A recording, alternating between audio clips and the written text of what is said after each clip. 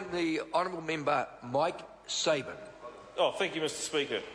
Very wise choice, I'm sure.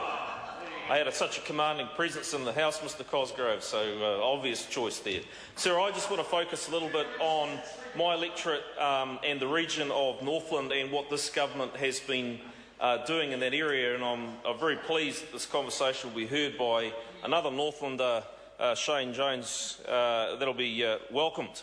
Sir, Northland is an area that is blessed with potential and dogged with underperformance, and as a new MP, opening an office, Mr. Peters, opening an office in Whangarei does not make the New Zealand First Party suddenly become a massive presence in the lives of Northlanders. That's about all show and no do, Mr. Peters. So I'll welcome that member. I'll welcome that member at any time to come up north and lock horns with me about what we are doing versus what that member is saying about Northland, because that member's got a lot to say, but he doesn't do much at all. Just visiting the whānau back there in Whananaki doesn't make the difference. But however, I will refocus, sir. If the member took time to actually drive around the electorate he seems to now have such a love and affinity for, he might know. Get up there and have a look. It's not just about having a coffee in your office. Sir, I'll come back to my point. Mr. Peters will, I'm sure, enjoy my invitation to come and experience what Northland is actually about versus what he can see from the windows in his office. Sir, what I did as a new Member of Parliament was said, what is the economic picture of Northland? And we put together a whole-of-region economic summits, in the middle of last year, sir, and asked 14 economic sectors of our economy to tell us what the enablers and constrainers were. Listen up, Mr. Peters. Listen up. The member might learn something about what's happening in Northland at the moment. So, sir, what we did was we said, what are the enablers and constrainers of the Northland economy and what will help bring the potential to realisation, sir? And what we found was that across those 14 sectors, that 89% of the enablers and constrainers fell into 9 very clear core themes. It was led off by infrastructure, sir, followed by local government, followed by the RMA, the perception of Northland, sir, in the hearts and minds of New Zealanders, the Māori economy, the opportunities and the challenges around the minerals, the energy supply and the high-tech economy that Northland has to offer and obviously is waiting to unleash. Sir, so the purpose of the economic summits was to put together an action plan as to how we could develop. Listen up, Mr. Peters. Listen up, there's plenty to learn. So the idea, sir, was to ensure that we had a whole-of-region economic plan that ultimately could be driven across sector so that there was cohesion into how we actually realise that potential, sir. The NEAG was born from that, the Northland Economic Action Group, and they work with Northland Inc. In terms of a delivery mechanism to help work up the potential from there. Well, if the member listens, I will inform him. So some 12 months on.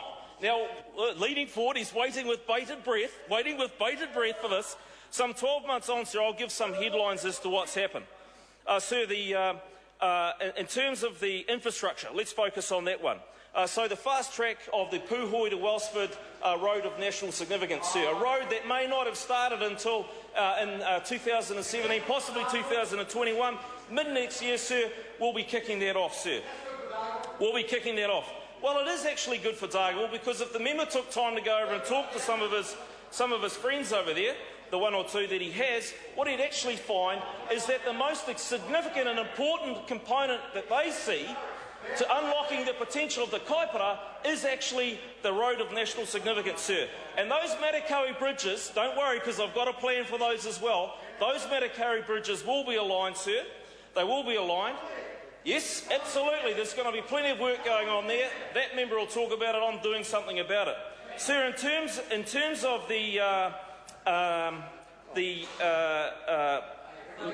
no, I'm coming to it.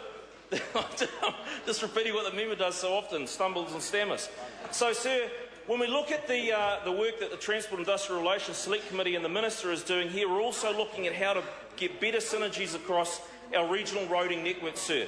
And there's some very good legislation that the member, Winston Peters, I know, will be keeping a very keen eye on.